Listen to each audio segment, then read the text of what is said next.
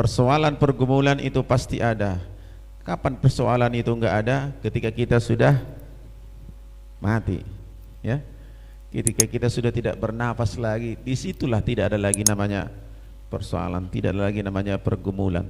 Ya, selagi kita masih bernafas, ada pergumulan, ada persoalan, itu hal yang wajar. Tapi firman Tuhan berkata, ketahuilah aku menyertai engkau senantiasa. Tuhan menyertai kita senantiasa. Ya, kalau Tuhan sudah bersama dengan kita, seorang hamba Tuhan berkata begini, ngolo rapak do Tuhan tu dia pe olo doao, tu surgo olo, tu naroko olo. Alai intina molo rapak dohot Tuhan.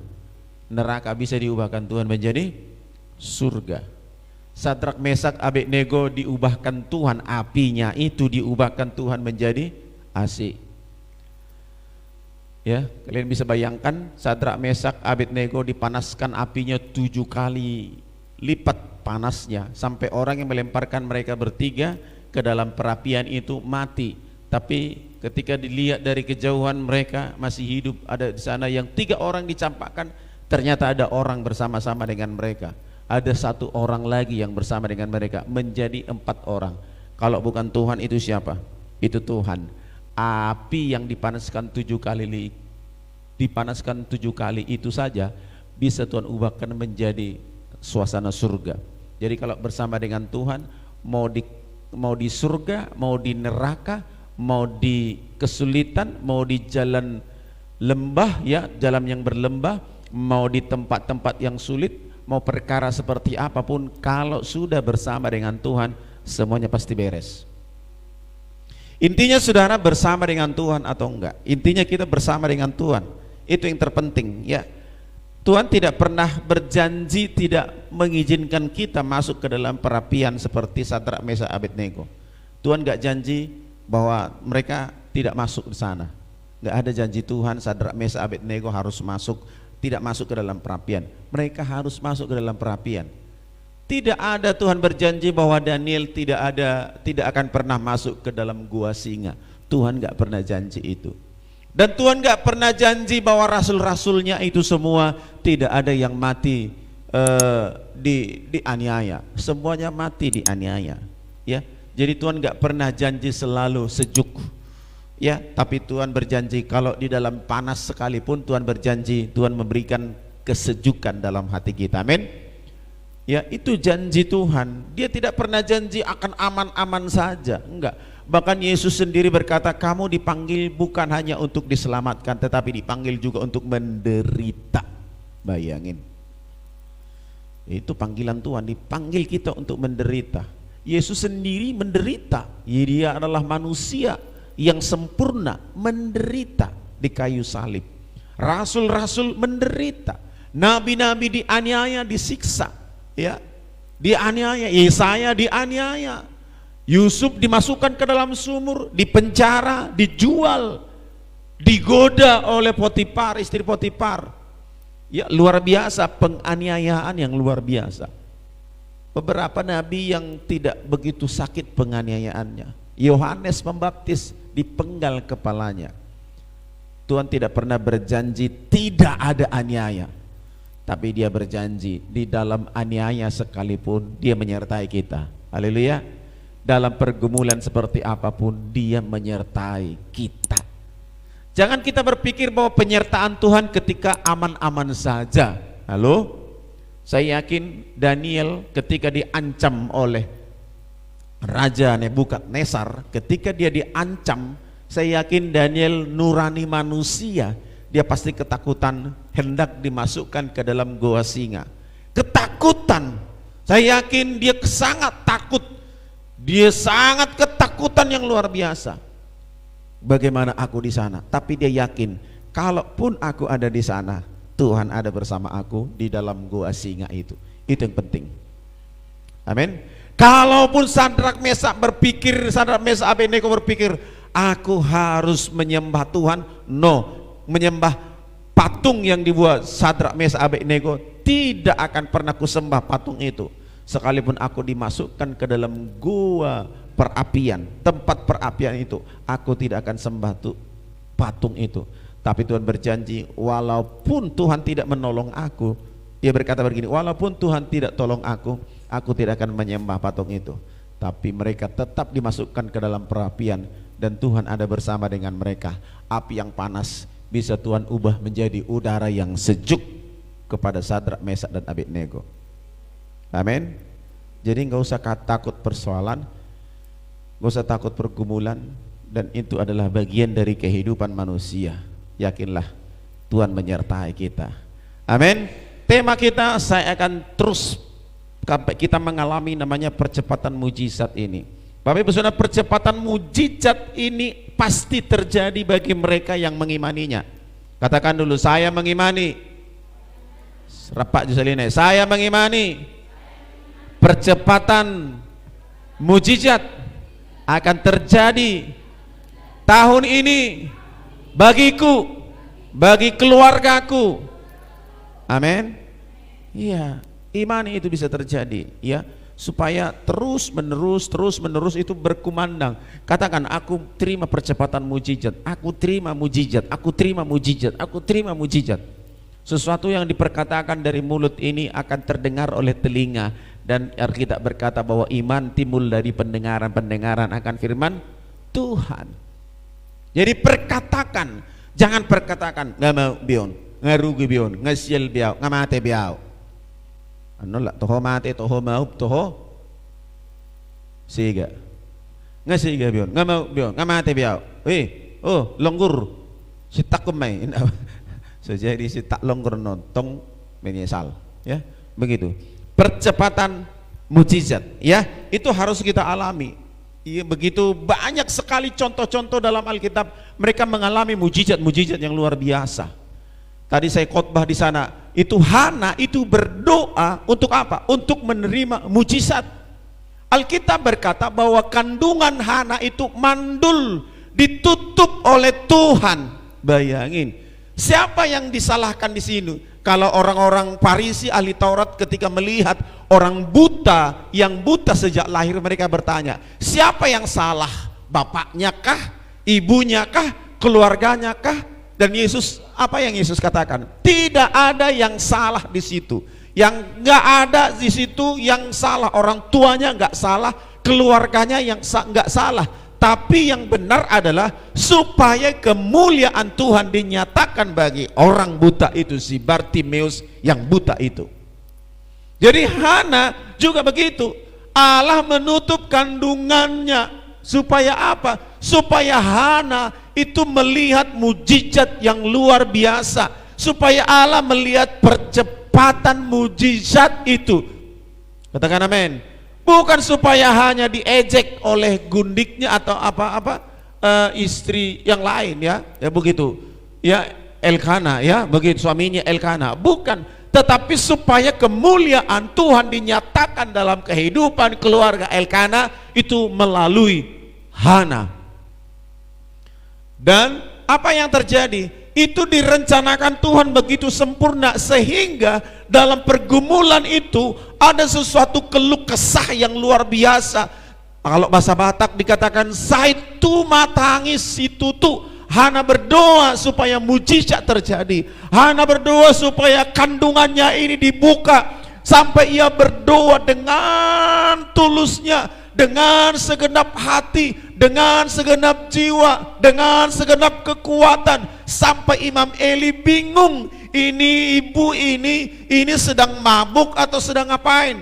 Itu yang terjadi. Hana itu begitu sangat menangis, sangat-sangat memohon kepada Allah supaya kandungannya dibuka dan ia melahirkan seorang anak. Kalau kita berpikir Tuhan seperti bersandiwara, bukan. Tapi Tuhan buat itu karena ada rancangan Allah yang sangat luar biasa bagi kita, bagi Hana, keluarga Elkana, dan bagi saudara dan saya. Sehingga melalui keluarga ini lahirlah namanya Samuel. Bapak Ibu Saudara, ini yang disebut dengan percepatan mujizat. Lama dia berdoa terus menerus, berdoa secara terus menerus, sehingga mujizat itu bisa terjadi. Mujizat bisa terjadi kalau saudara dan saya banyak-banyak berdoa. Amin. Makanya ada seorang hamba Tuhan berkata statement gini, tidak ada berdoa tidak ada berkat, sedikit berdoa sedikit berkat. Ya, tadi saya katakan bahwa sejauh mana pernah nggak kita berdoa seperti Hana, nangis berdoa terseduh-seduh. Bahasa Bataknya dikatakan apa tadi? Marsai tuma tangis, ya. Marsai apa? Ya, begitu menangislah luar biasa. Tangis si tutu, ya begitu. Hana itu berdoa. Terkadang kita berpikir begini, kok saya sudah berdoa, tapi kenapa enggak Tuhan kasih? Terkadang kita harus berdoa seperti Hana. Hana itu berdoa sampai mulutnya saja komat kamit karena enggak tahu lagi apa yang diucapkannya. Berdoa sampai komat kamit, saya bisa banyak karena enggak tahu lagi mau bilang apa. Ya doamu satauno martangi yang songoni? Hah? Izinnya ya satauno martangi yang songoni, angkat tangan jo. Ya, ibigi itu datang yangmu? Ibigi lu? Ibigi. Izinnya ya muse marsa sih jo. Nakya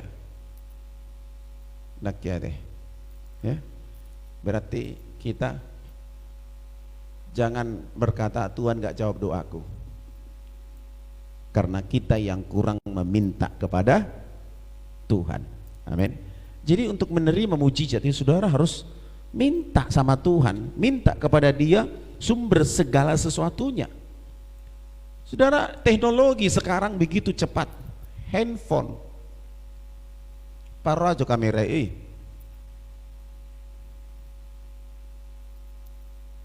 ya, handphone begitu cepat itu. Dari dulu HP tunet, sekarang habis itu ke poliponik, nuning, habis itu sekarang ke Android, habis Android masuk ke iPhone. Dalam Android ini ada 4.0, sekarang masuk kepada generasi 5.0. Itu luar biasa, cepat sekali berlalu, ya. Yang tadinya kita punya handphone RAM-nya 1 giga saja, kita udah bangga, 1 giga RAM-nya luar biasa, karena yang lain masih 500 mega. Habis itu datang 2 giga, 3 giga, 6 giga. Sekarang ada pula handphone 64 giga RAM-nya. Bayangin. Ya, itu kecepatan teknologi yang sangat luar biasa. Ada lagi sekarang saya dengar ini yang 1 tera yang Nokia yang TV berapa begitu. Wah, luar biasa. Ya, cepat sekali. Kalau teknologi itu begitu berjalan dengan cepat. Ada lagi sekarang ini yang pakai taksi terbang pakai drone. Sebentar lagi dari Medan ke sini nggak perlu lagi ngerental mobil. Nggak, ngerental apa? Mobil terbang. Mungkin tahun ini di Jakarta itu akan dioperasikan. Orang terbang, mobil itu bisa terbang seperti drone itu terbang. Dari Medan sampai ke sini nggak nyampe 1 jam udah nyampe. Karena pakai drone. Bisakah itu terjadi? Bisa. Dulu kita mengatakan nggak mungkin bisa naik pesawat aku ke Jakarta. Sekarang semua orang berlomba-lomba naik pesawat. Dulu orang-orang tua ini ke Siantar, wah, community hari itu Siantar, adiga may laut itu Siantar nanya teh. Kenapa? Karena transport ke sana satu hari. Nah dulu dame, motor dame, udah inget kamu dobe? Iya kan? Itu ke Medan pun satu hari, kadang 2 hari sekali. Sekarang ayo ke Siantar, jalan dus nyampe, ada naik sepeda, naik mobil sendiri, naik angkot segala macam, cepat sekali. Dalam kemajuan teknologi yang cepat, saudara dan saya juga kerohanian kita harus lebih cepat. Amin. Bagaimana supaya percepatan itu terjadi? Bagaimana kita harus berdoa seperti Hana? Katakan dulu, berdoa seperti Hana. Amin. Sampai keluar ingus, keluar sanon, dok sap tinggal peko keluar, sono huruf keluar. Itu 2 Hana di situ itu. Dia nggak malu dengan pendetanya. Pendetanya bingung, ini Hana mabuk. Pendetanya nggak pernah dengar suara Tuhan. Hana itu dengar suara Tuhan. Bisakah jemaat lebih bagus dari pendeta kerohaniannya? Bisa. Jadi jangan berpikir pendeta, aku nggak bisa melebihi pendeta. bisa. Terkadang jemaat itu, pendoa-pendoa di jemaat itu dekat dengan Tuhan. Ada kejadian sama pendeta, itu jemaat itu yang tegur, nggak masalah. Terkadang pendeta lebih sibuk mengurusin yang lain. Jemaat ada yang berdoa, oh Tuhan berdoa, satu mata tangis. Tuhan bisa berikan pesan, Tuhan bisa berikan mujizat lewat jemaat Tuhan. Begitu. Pendeta luar biasa dipakai Tuhan, jemaat bisa lebih luar biasa dipakai Tuhan. Tapi kalau Imam Eli ini tidak dengar suara Tuhan, Hana yang dengar suara Tuhan. Setelah Hana dengar suara Tuhan, Samuel anaknya mendengar suara Tuhan. Ketika Samuel lahir, dia ditempatkan di rumah Tuhan, di bait Allah, di sinagog pada waktu itu. Dan waktu itu Samuel tertidur. Apa yang terjadi? Allah memanggil Samuel, Samuel, Samuel, Samuel. Ya Bapak, apakah engkau memanggil aku? Datang Eli berkata, aku tidak panggil engkau. Tapi Eli nggak tahu bahwa Samuel sedang mendengar suara Tuhan. Luar biasa. Itu cepat sampai pendetanya belum dengar, jemaatnya dulu dengar suara Tuhan. Itu nggak masalah. Tapi persoalannya adalah kita sama-sama dengar nggak suara Tuhan?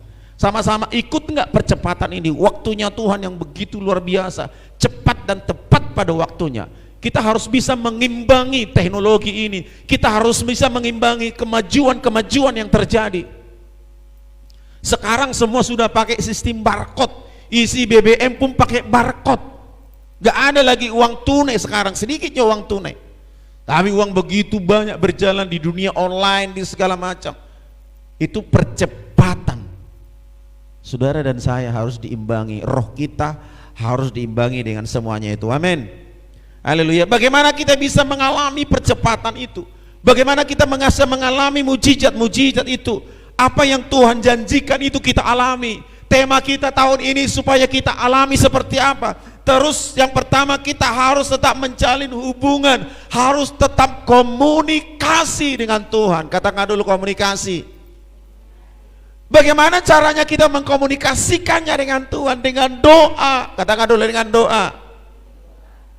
Iya, kita harus komunikasi dengan Allah, jalin hubungan yang lebih baik, cari Tuhan selagi Ia berkenan untuk ditemui. Hari-hari ini Tuhan masih izinkan kita beribadah, hari-hari ini Tuhan masih izinkan kita berdoa, masih ada kesempatan kepada kita, masih Tuhan berikan waktu yang panjang, masih berikan waktu yang luang kepada kita supaya kita berdoa. Sejauh mana kita bisa memperhatikan, memaksimalkan waktu itu? Jalin hubungan kita dengan Allah, jalin komunikasi kita dengan Allah. Itu yang dapat kita bisa mengalami percepatan mujizat terjadi dalam hidup kita. Alami itu, maka Dia akan berikan berkatnya, Dia akan berikan mujizatnya dengan cara berdoa dan senantiasa berdoa. 1 Samuel pasal yang ketiga 19, ya saya bacakan.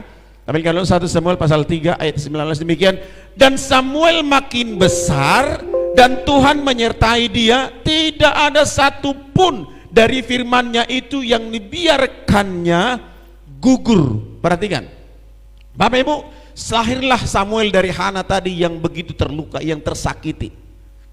Ya, orang yang tersakiti itu kalau berdoa itu berbahaya, saudara. Langsung didengar Tuhan doanya. Makanya suami-suami jangan sakiti istrimu, bahaya. Istrimu nanti berdoa, oh Tuhan tolong, ya bahaya. Ya Tuhan bela itu. Ya. Jadi Samuel di sini bagaimana ia bisa mengalami percepatan mujizat, percepatan ilahi, kehilahian Tuhan dinyatakan dalam hidupnya. Dan Samuel makin besar dan Tuhan menyertai dia dan tidak ada satupun firman-Nya yang dibiarkannya gugur. Samuel makin besar badannya, hubungannya semakin dekat dengan Tuhan, makin tambah umurnya, makin berkenan di hadapan Allah, makin tambah usianya, makin dewasa, makin sekolah, semakin marparumain, semakin marhela, semakin marpahopu, semakin marnini, semakin marnono, semakin dekat dengan Tuhan. Amin. Halo? Adong gojolma makin marparumain, makin siga, itu kan? lemar parumain lem sega, lemar hela lem sega, lemar pahopu dang sanga betu gereja ay madoding-doding pahopunon nama terus mabubu ay susah nga behiba sinetusan siniripo nga sa iba margeling nga sila dang rebo be pero mamusay pahopu ay daksa nga be martangyang be wala mandi sempat lagi waktu gak ada lagi hubungan dengan Tuhan. Nggak tahu saya om, dulu saya SMA sibuk kali, sekarang setelah bekerja saya pikir saya bisa melayani, oh ternyata makin kerja makin sibuk, nggak ada lagi waktu mendengar suara Tuhan, nggak ada lagi waktu mendengar firman Allah untuk berdoa dan berdoa karena sibuk dengan kerja. Nanti kalau udah nikah saya pasti udah kurang apalah, paling nanti sudah kerja di rumah saja, nanti sudah banyak waktu berdoa. Menikah itu enggak juga mengurangi kesibukan, tambah sibuk sehingga tidak ada waktu berdoa. Seringkali kecintaan suami istri itu selalu diukur dengan uang. Halo? Ada kolong ram tua dangilek ko cicinya. Dak kolong roham tua apalah karetaku besubuh itu roh. Dak kolong roham tua apalah golang-golang kalung-kalung si satu ngagarampe subuh ilek ko tua. Seringkali selalu tolak ukurnya adalah uang, sehingga apa yang terjadi? Suami istri akhirnya bekerja bersama-sama, sibuk cari uang, orientasi cintanya cari uang, hanya uang, harta, orientasi menunjukkan cintanya kepada Allah, kepada sesama itu uang, bukan di situ. Ini yang membuat orang lupa dengan hubungan pribadi dengan Tuhan. Pikirannya cari uang supaya bisa membahagiakan keluarga, cari uang. Kebahagiaan keluarga bukan karena banyak uang. Siapa yang nggak perlu uang? Ada di sini yang nggak perlu uang? Hah? Perlu uang. Meloro caleg isan pas jam 10 pasti mau gereja. Alana caleg membagi-bagi uang. Mau rujol matu gereja. Apalagi 500 buile sahala kinda. Jam 3 hari Minggu jam 3 jam 11 main dah. Mau lawau jam 10 tu gereja keluar runau maila. Tu magam malawau terlaju tu belian. Ibu malasan nana asing demi 500.000. Orientasi kita hanya kepada uang, sehingga hubungan pribadi kita dengan Tuhan itu tidak ada. Hubungan pribadi kita dengan Tuhan itu terabaikan. Jadi bagaimana kita bisa memperoleh percepatan mujizat? Bagaimana kita bisa memperoleh pertolongan Tuhan? Bagaimana kita bisa melihat, mengalami seperti apa yang dialami oleh Sadrak, Mesak dan Abednego? Bagaimana kita bisa mengalami seperti yang dialami oleh Hana? Bagaimana kita bisa mengalami seperti yang dialami oleh Daniel, seperti yang dialami oleh nabi-nabi lain yang mereka ditolong Tuhan? Kalau kita nggak punya hubungan dengan Tuhan, nggak ada komunikasi kita dengan Tuhan, nggak ada sesuatu yang kita harapkan. Itu yang penting, jalin hubungan dengan Tuhan, sehingga firman-Nya kita lahap terus, ya. Dengar khotbah lewat handphone, dengar ini, jangan hanya dengar TikTok yang nggak berguna, aduh macam-macam lah, ya. Habis kuotamu, habis pulsamu, habis uangmu demi hal-hal yang nggak baik. Sekali-sekali oke lah, nggak dosa itu, memang nggak dosa. Tapi yang bagaimana supaya kita bisa memiliki hubungan yang dekat dengan Tuhan, ya, itu yang pertama. Yang kedua adalah kita bersama-sama untuk terus mengembangkan doa kita kepada Allah, terus mengembangkan doa kita, terus berdoa terus menerus, berdoa secara terus menerus. Itu yang terpenting, supaya kita bisa terjaga, komunikasi itu bisa terjaga, hubungan tadi itu bisa terjaga hanya dengan berdoa secara terus menerus. Ada satu ayat Alkitab yang paling singkat, ya, itu tetaplah berdoa. Saudara dan saya harus tetap berdoa. Supaya apa? Ngalami itu namanya mujizat. Ngalami mujizat. Tadi saya khotbah di sana, doa orang benar besar kuasanya. Doa orang benar itu besar kuasanya. Saudara dan saya adalah orang benar. Amin. Yakin doamu kamu orang benar? Yang yakin dirinya orang benar katakan.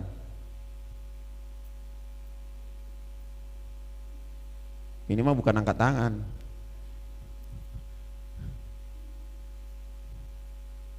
Gak yakin, masih ragu jadi orang benar. Dia berdosa hidup iba. Saat kita memproklamasikan diri kita hari ini orang benar, itu berarti kita siap untuk menyangkal diri kita melakukan dosa, sehingga kita terus menjadi orang benar. Saudara dibenarkan bukan karena perbuatan kita, bukan karena puasa, bukan karena kebaktian, bukan karena baca firman, tapi dibenarkan oleh darah Kristus.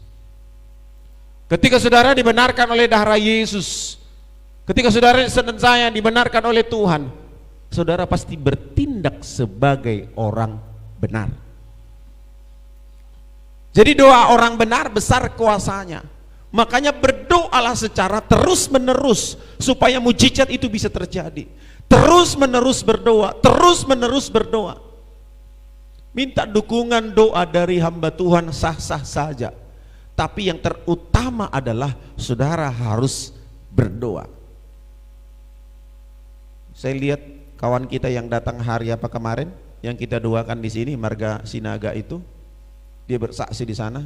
Waktu pulang dari gereja itu, Amang, saya merasa sudah sehat katanya. Waktu pulang dari sini, dia merasa dirinya udah sehat, nggak sakit lagi matanya, ya, dia udah sehat. Tapi hari Seninnya kambuh lagi, Amang. Kenapa itu katanya? Ya harus banyak berdoa. Waktu kemarin kita doakan di sana hari Kamis, kita berdoa di situ.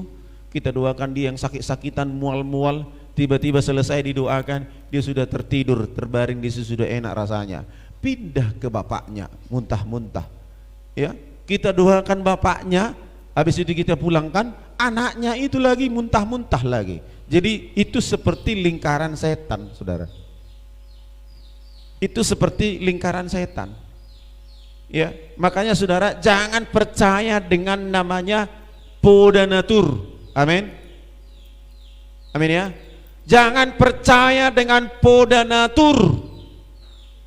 Jangan percaya dengan dukun. Jangan percaya dengan mantra-mantra. Jangan percaya yang orang bilang orang pintar, tapi menurut saya itu orang bodoh. Kalau dia pintar nggak mau jadi dukun, dia mau jadi apa? Jadi insinyur, jadi pendeta dia mau tuh. Kalau dia pintar jadi insinyur, jadi ini. Itu seperti lingkaran kutuk gitu.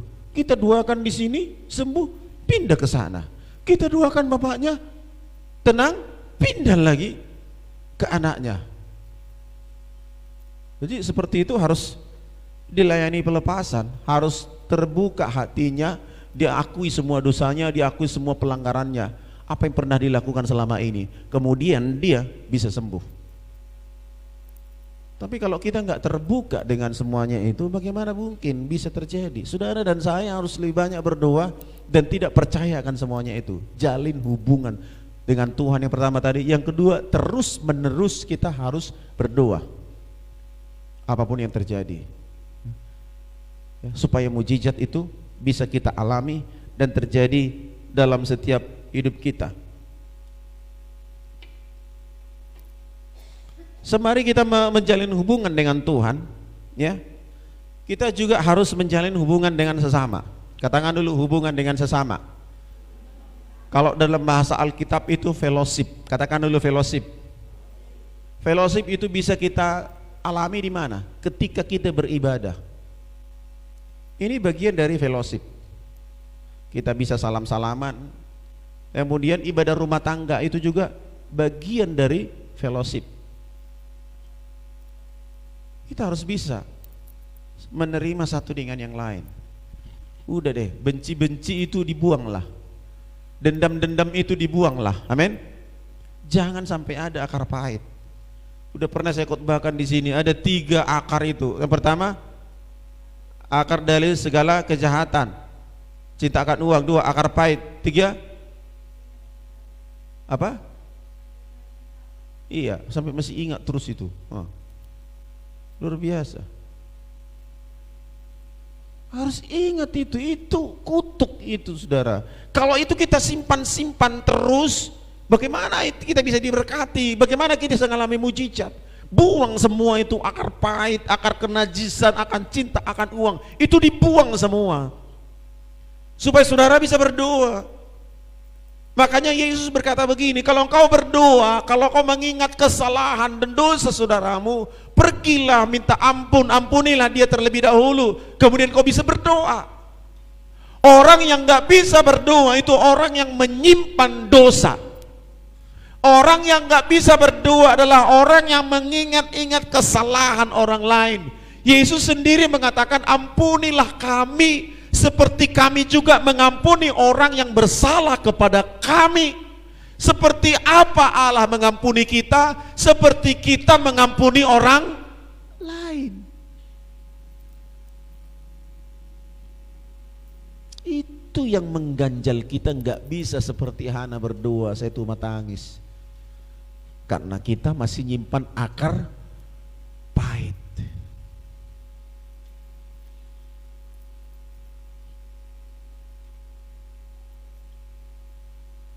Haleluya. Jangan simpan kebencian itu, ya, supaya saudara dan saya bisa berdoa lebih sungguh-sungguh. Amsal pasal 22 ayat 11. Sama-sama kita baca. Amsal 22 ayat 11. Amsal 22 11. Loh.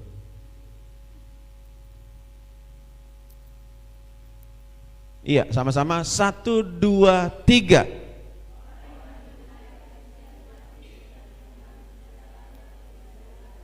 Amin. Saya lina aja. Saya ada 2 tolu.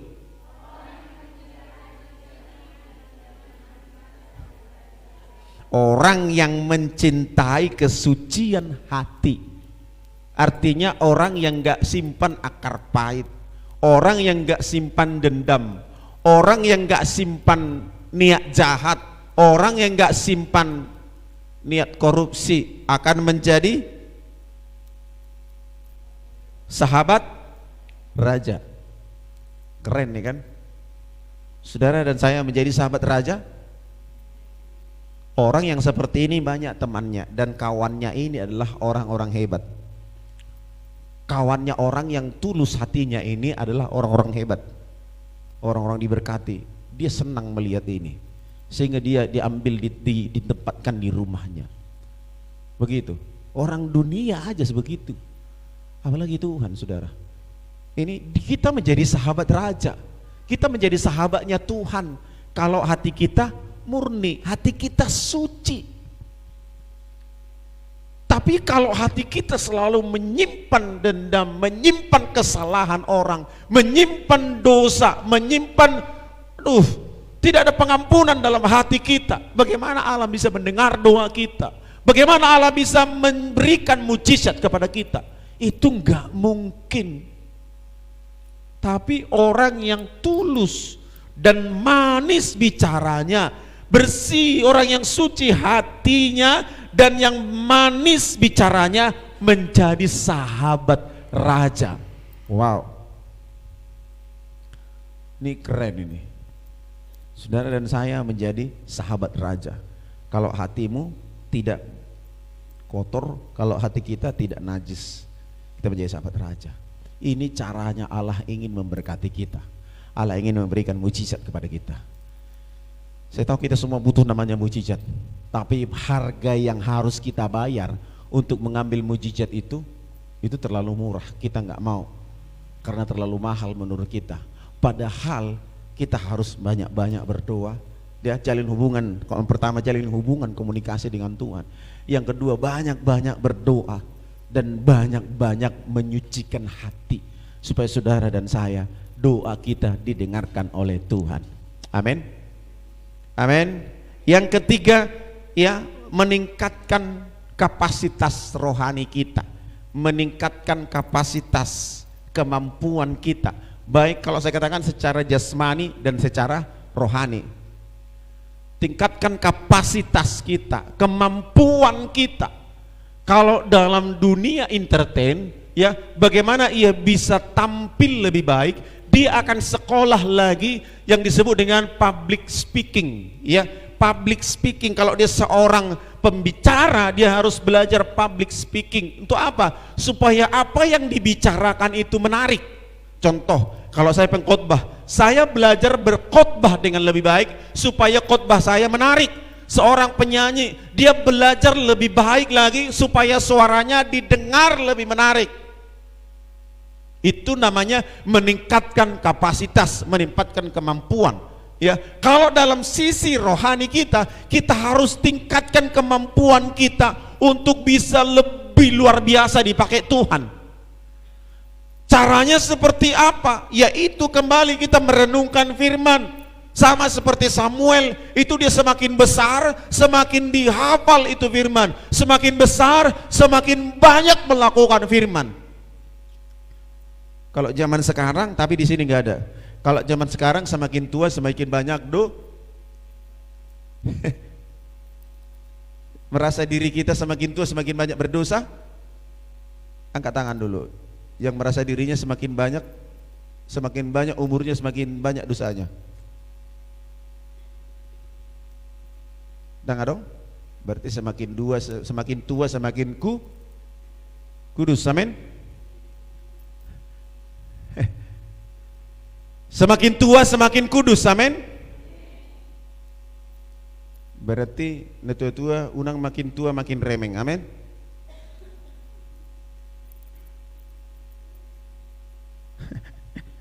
Tua kesonikan makin tua makin remeng, ya kan? Makin tua makin cerewet, gitu. Tapi semakin tua semakin kudus. Semakin tua semakin berkenan di hadapan Tuhan, ya. Begitu, semakin tua semakin sayang semuanya. Semakin tua semakin berkenan di hadapan Tuhan. Itu harusnya sama seperti Samuel. Ya, teruslah dan tingkatkan kapasitas kita. Tingkatkan kemampuan kita. Amsal 22 ayat 29. Ya, pernahkah engkau melihat orang yang cakap dalam pekerjaannya, di hadapan raja-raja ia akan berdiri, bukan di hadapan orang-orang yang hina. Bayangin. Ya, Amsal 22 ayat 29.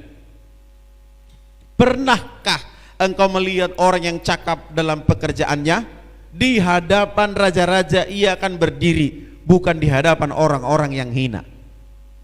Ini bagus sekali nih firman Tuhan. Artinya apa?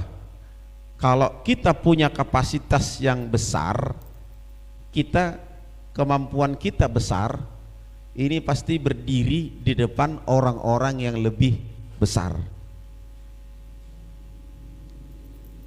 Bereng mak, mulu akar ranking gimana berprestasi mulai di sekolah ya sampai ke mahasiswa, pasti tempatnya ini bukan di tempat di terminal sana yang mengatakan setter, mirip, tempatnya orang pinter nggak di situ, itu maksudnya, ya kan?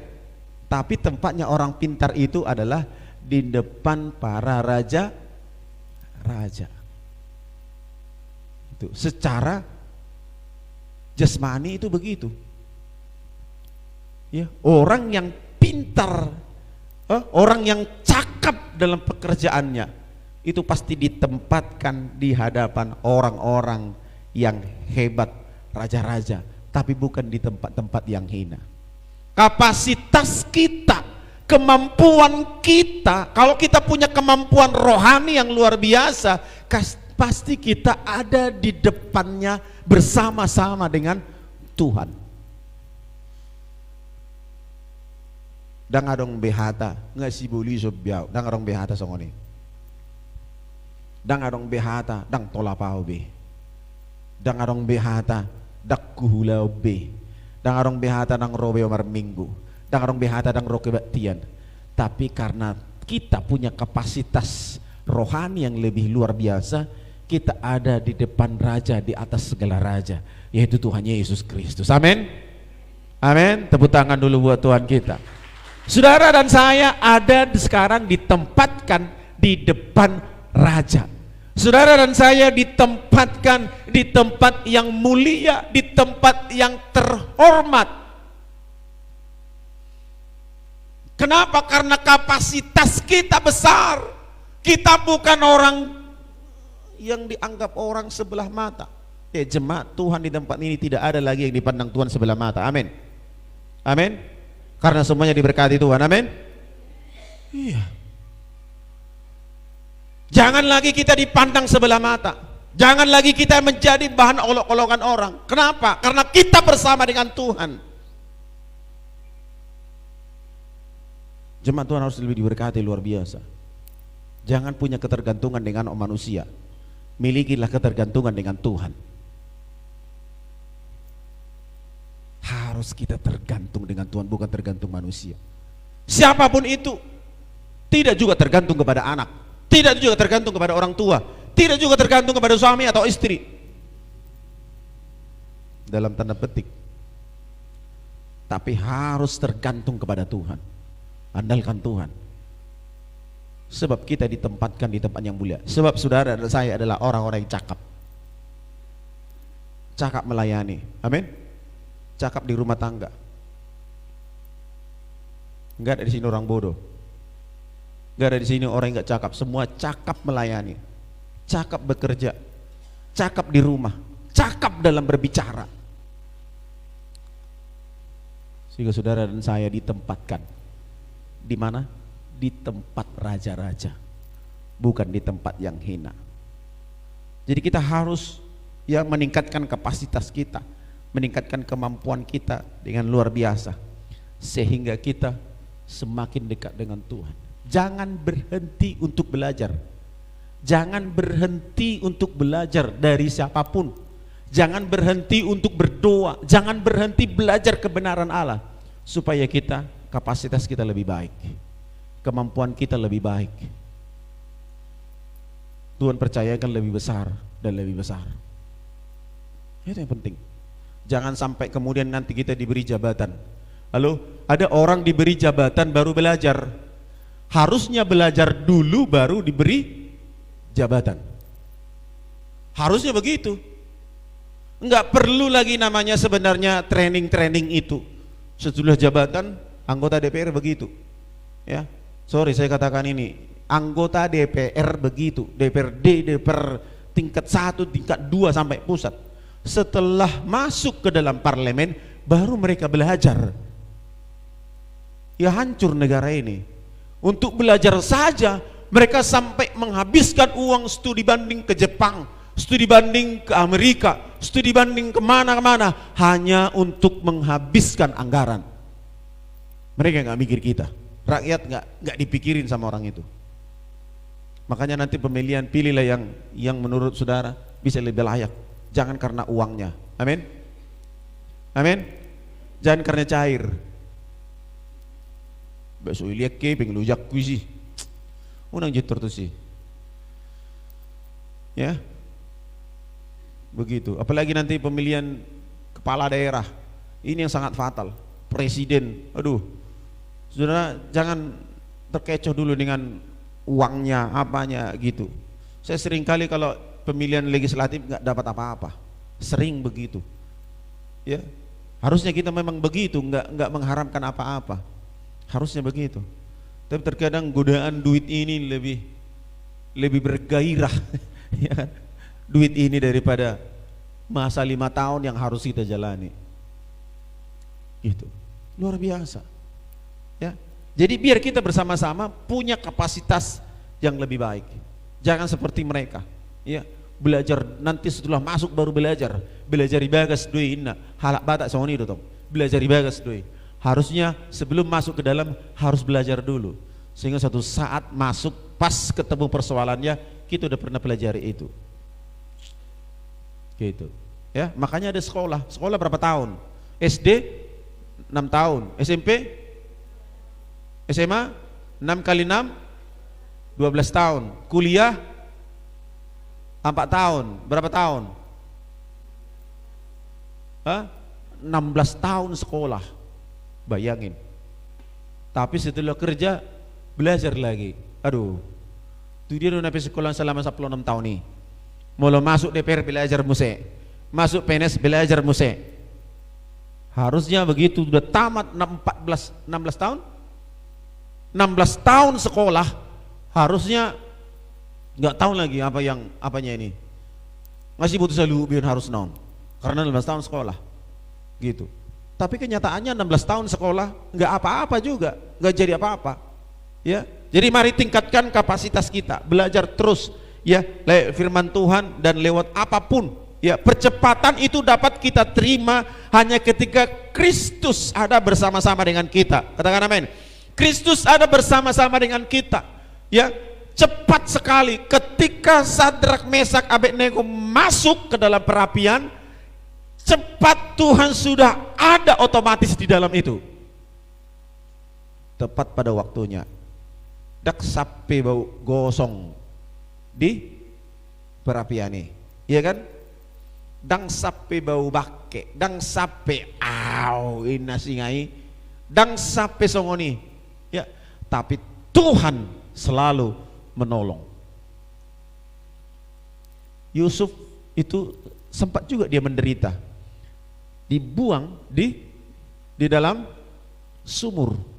Dia dibuang di sumur, dia mengalami gigitan nyamuk, entah apa kedinginan yang ada di sumur itu, mengalami penderitaan itu, tapi dia nggak pernah protes. Apa yang dikatakan? Kamu merancang-rancangkan kejahatan kepadaku, ya, tapi Tuhan merancangkan apa? Merancangkan kebaikan kepadamu dan seusi dunia. Yusuf ngomong kayak gitu sampai dia di penjara. Luar biasa. Tapi dia ngalami dulu penderitaan itu.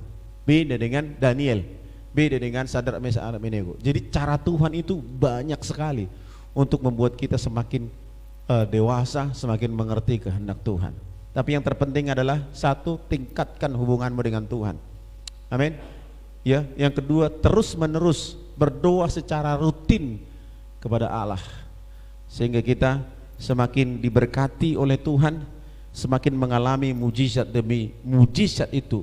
Yang ketiga, tingkatkan kapasitas kemampuan kita. Amin. Saya juga meningkatkan kapasitas saya. Ya, kalau bisa saya minta sama Tuhan, berdoa, Tuhan jangan lama-lama deh, ketika berdoa pelepasan langsung lepas. Itu ketika berdoa orang sakit langsung sembuh. Begitu, itu doa kita bersama-sama. Mari kita meningkatkan kemampuan kita masing-masing, supaya kita ditempatkan Tuhan di depan Raja. Amin. Saya percaya hari ini kita semakin semangat mengikut Tuhan, semangat berdoa, semangat belajar, supaya hidup kita lebih baik, lebih berkenan di depan Tuhan. Mari kita berdoa.